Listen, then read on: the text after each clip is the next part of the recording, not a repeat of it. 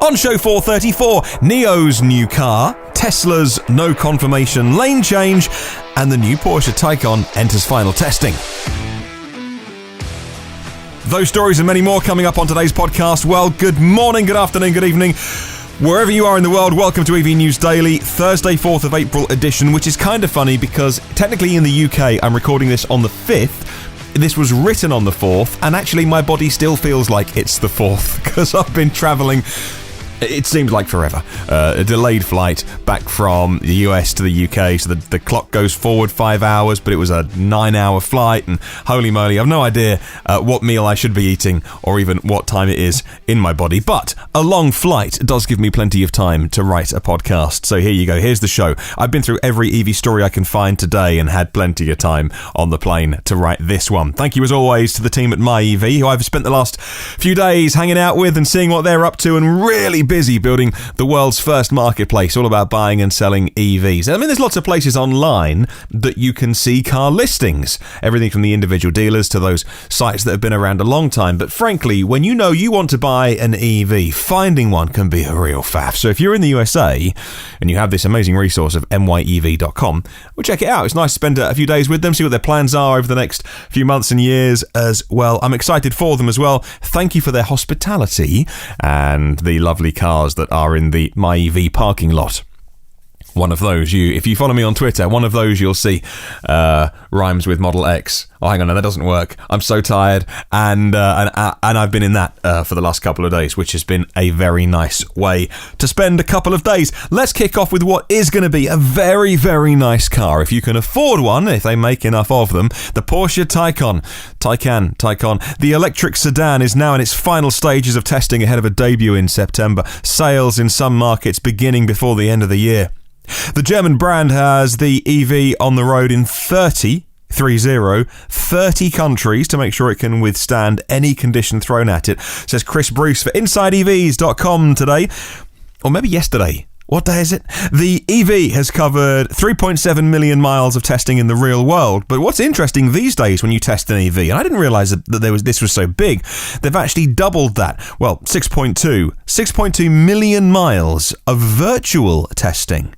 Which I knew, like Formula 1 cars did virtual testing, but not road cars. It kind of makes sense. This work included using a driving simulator to lap places like the Nürburgring, the Nordschleife, and the testers allegedly managed a sub 8-minute lap time, which if you're into your fast cars, you'll know the Porsche Taycan is going to be not only a very quick car, but the thing that Porsche are always at pains to point out, it's going to be a car which you can do lap after lap after lap. No fade, no battery fade. So the spec reminder, 0 to 60, 3.5. Is it quicker than a Tesla? No. Have I done the lazy thing of comparing it to a Tesla? Yes. 0 to 60, 3.5.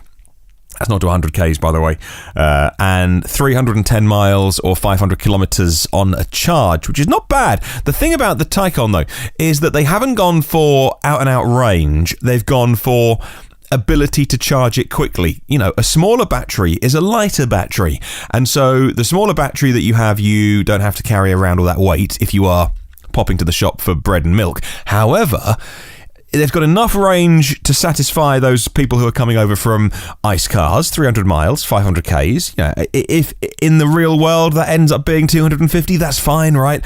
I think probably that's like the minimum for the price it's going to cost, but that's fine. But if you can make it a really efficient car from a smaller battery pack, then you haven't got to carry the weight around. What they have done is made an 800 volt pack, so you can charge that super quick. It will be the world's fastest charging road car, road EV, if you can indeed find a charger. They're putting them in at all the Porsche dealerships, and many places as well are going to get them, but that must be just an insanely large cost for them to stump up. Well, one of the users on the new InsideEVs.com forum, he's called Fabian, and he said this, and I thought it was interesting, and I quote, "Frankly, when the Taycan hits the market, I feel like Tesla has to seriously step up the next generation Model S in terms of quality, luxury, options to diversify from the Model 3, or it discontinues the Model S and it fully focuses on the Model 3 instead, which is in a different vehicle class to the Taycan." That was Fabian's point, and I completely agree. That was one of the things that people said earlier in the week when we had the Q1 results for Tesla, and really disappointing, actually. Model 3, understandable, no surprises there. They've got about 2 to 3 weeks of production on boats heading to China and Europe, so they were always going to fall short of the last quarter of last year when they were just delivering to California just to get them out the door to get the federal tax credit in. But it's the S and the X which I think are disappointing, sort of half of what they normally are. And one of the reasons that some people have been speculating is that an S and an X refresh is on the cards. That has to be the case. It surely has to be the case. The minute Elon or Tesla confirms that a refresh is on the cards, it's going to kill sales, because you wouldn't buy one now because you know that, there's a new one coming, right? So they can't. Every time he's asked about it, they can't even little nudge, nudge, wink, wink. They can't. They just have to say, no, there's no plans at all for the S and the X to get a refresh, because the minute you do, you don't buy one. So if that is 6 months away, that there's a new Tesla Model X, Model S by the end of the year that brings it in line with the inside of the 3, perhaps maybe in 6 or 9 months away, then I think they need to do something to make sure that the S and the X are perceived to be better cars than the 3. Now, you and I know that the Model S and the Model X are clearly better cars in so many ways than the Model 3. But if you don't know, and you're looking on the outside, you might think, and Elon said this as well, his regret of calling it 3 is because people think that the car they've got to, the third car, is better than the previous ones they made. And he's always at pains to say, no, the S and the X are far better cars, obviously far bigger cars as well, than the 3. They always have to be the halo cars until the Roadster's out. And, we know that the S and the X are. I think other people out there who don't know what you and I do probably think that the 3, because it's like the most recent, is the best. And so Interesting. The S and the X sales down in Q1. Will they bounce back in Q2 in April, May, June? I guess we'll wait and see. You know what? If there was one on my driveway, I wouldn't be complaining. It's the keyboard warriors at home that say they have all these wild theories about why they didn't sell as many in January, February, March. Let's talk about Mercedes-Benz. The EQ... I'm not going to say C. You thought I was going to say EQC. EQB has been spotted testing. We've seen the upcoming Mercedes-Benz GLB in spy shots before, but a new set of spy shots gives Autoblog another reason to love the GLB. It's that car with an electric powertrain underneath. Autoblog today have their hands on new spy shots of a car in full camouflage. The giveaway here is, and they just can't get around this, you have to have a sticker in your windshield which warns people of it being an electric test car. So, any first responders know there's a high voltage risk if, touch wood, nothing's going to happen, but if there were an accident, that they know what they're dealing with. So our spy shooters, say Autoblog, know from factory insiders that the EQB, the electric version of the GLB, has 310 miles of range, which again is amazing. Please let that be true. Lots of people say, by the way, 300 miles of range, and then when it comes out and they do the EPA test, it's like, oh yeah, it's 200. So please let it be 300. It would likely end up being called the EQB because we know that Mercedes-Benz, Daimler, the parent company, want EQ to be their sub-brand for electrification. The eventual look of the EQB could get more of its own styling to distinguish it from the ICE versions of the GLB. In other words, though, that boxy, utilitarian shape which so many people love could be maybe smoothed off a little bit or just iterated upon for the electric era. I'll throw a link to Autoblog down there in the show notes if you want to have a look for yourself at those spy shots. Moving on, and what is Twitter good for if it isn't good for famous people moaning about something and hoping their hundreds of thousands of followers fix their problems for you, venting their frustration online, especially if you're a celebrity who I don't know, can't work the brightness setting of their screen on their Tesla. What's even more interesting is the celebrity-like status of Elon Musk. If any other CEO of a big car company looks at him and thinks, what is this rock and roll star, like rock star sort of image thing that he has going on? Why does he have fans that, kind of adore what he does and his mission and SpaceX and Tesla?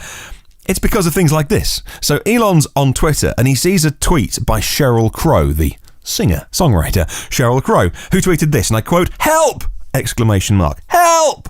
Who knows what to do when your Tesla screen goes black? The reset doesn't work. Return it and get your money back. hashtag Tesla, end quote. So she's hashtagging Tesla. She wants someone to see it. She's being a little bit facetious with, do I return it and get my money back?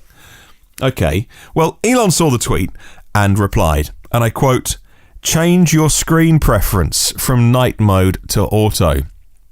End tweet. Kind of dry.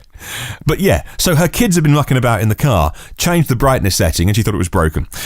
You can almost sense his frustration, as yet another one of those mere mortals that walk amongst him can't work the technology that he makes. He replied with more of an explanation later, a bit more generous. Night mode with 0% brightness is too dark during the day. It's there, but you just can't really see it. It's ultimately our fault. We will update our software so that 0% brightness is always usable relative to ambient conditions. End quote. Well, it turns out that Sheryl Crow's kids had been mucking about with the settings. Moral of the story is, if you own an expensive Tesla, make your kids walk to school. Don't let them in the car.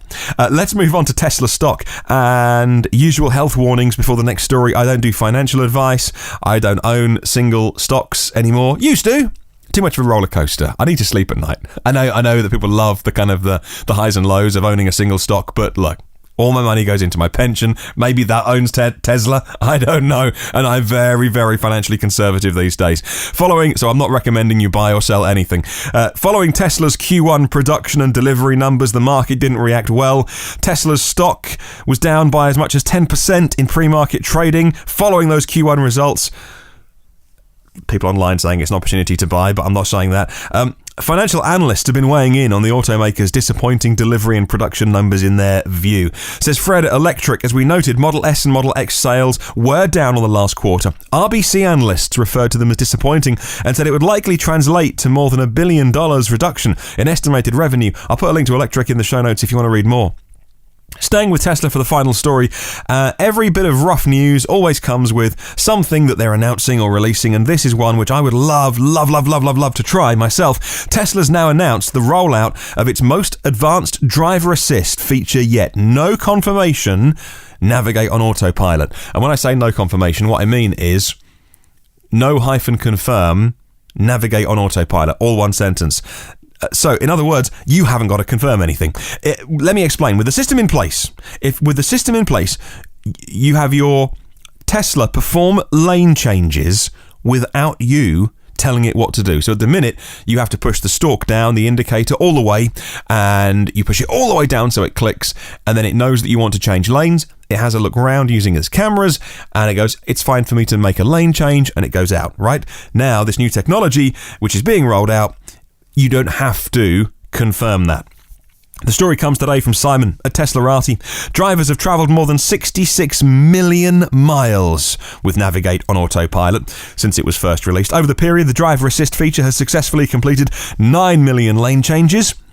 With that comes machine learning, and with that comes the confidence that they've now nailed the technology to the point where you can do it yourself. The reception to Navigate on autopilot has been positive so far. Owners saying the feature makes trips easier and more enjoyable. I concur, by the way. Especially I've been going up and down I-95 in Florida, and a lot of times it's like 50 miles an hour. Just stick it in one lane. I'm in chill mode. I wasn't in a hurry to get anywhere. I'm mostly a slow driver these days, at least when I'm not, I'm not playing and being naughty. And, autopilot in those situations makes so much sense. Even in stop-go traffic, by the way. I talked about this yesterday. It makes a lot of sense. Tesla's also announced it's going to be holding an Autonomy Investor Day. Now, the Autonomy Investor Day event is coming soon, April 19th at Palo Alto headquarters. During the event, shareholders can have the chance to experience autopilot and full self-driving features that are still in beta and not even released to the public yet. I'll put a link to Teslarati in the show notes if you're interested, or maybe you want to go to that event. Right, let's finish off with NIO, an electric car company, NIO, that I don't think gets enough headlines. I'm guilty of not talking about them enough. One of the handful of Chinese electric car makers aiming to be a competitor with those other car makers going electric. They just teased a mass market car. It's going to debut at the Shanghai Auto Show later this month, says Green Car reports. Its latest car is a four-door luxury fastback. NIO has called the concept the ET7, ET as in ET phone home, ET7, and it will feature the company's new comprehensive power solution. They've called it NIO Power. introducing new proprietary battery cooling technology. The company says the ET7 will include the now requisite level 4 self-driving technology, which is mind-bogglingly hard to do. I do think about these kind of companies like, well, everyone trying to do self-driving. I mean, level 4 is super advanced, right? That's basically the car does everything. But they say it's going to have it. Easy to include in a concept car because the concept car doesn't actually drive anywhere, with or without a driver. The ET7 follows the ES8, which is their flagship 8-passenger SUV, and a shortened 6-passenger ES6, as well as the EP9 supercar, which they use on the track. In the last 5 years, NIO has now gone to 9,000 employees. In case you were wondering about the size of them, they've built 4,000 cars in Q1 this year. We'll find out more on April 16 and 17 at the auto show, what they've got. Thank you for bearing with me this week. I'm back in the home studio now, having just driven about 2 hours from the airport, Gatwick Airport here in the UK. I'm back down on the south coast and back in normal conditions. Like I say, I think I've been up about a day and a bit, I think. Slightly doolally. Let's move on to our question of the week. Keep your comments coming in. On Sunday, I'll read yours out, so please send me your thoughts. EVs are connected cars. They know everything you're doing. They got the cameras, they're recording, and they know what's going on all the time. How much do you think we value convenience versus privacy? What's the trade-off? Would you rather a totally offline car that no one knows what you're doing, or do you not mind anyone knowing? You know, people say, I got nothing to hide, I don't mind. What's the trade-off? How do you value convenience versus privacy? Right, time for the endy bit. Thank you very much to 214 patrons of the podcast. I've got 3 new patrons to thank tomorrow. If you have recently supported me, I haven't forgotten about you. I'm stacking you up for tomorrow's show. And if you want to get any of the old shows, they're all online, by the way, in the archive. All the new ones are coming, hopefully pretty regularly from now on. If you can hit subscribe and get them first and free and automatically if you want to on your podcast platform. iTunes is the biggie, but TuneIn I submit to, Google I submit to, Stitcher, YouTube audio goes on, iHeart, there's Patreon, you can get audio in loads of places. Spotify is huge, by the way, for some people now to listen to podcasts. 432 previous episodes, I think. What am I up to? I lose count sometimes. Blimey, I think I need to sleep. 433 previous episodes online for free. If you are a glutton for punishment, you can go back to episode 001 and hear how bad it was. If you want to say hi on the socials, you can just search Facebook, LinkedIn and Twitter for EV News Daily. Have a wonderful day. I will catch you tomorrow, and remember, there's no such thing as a self-charging hybrid.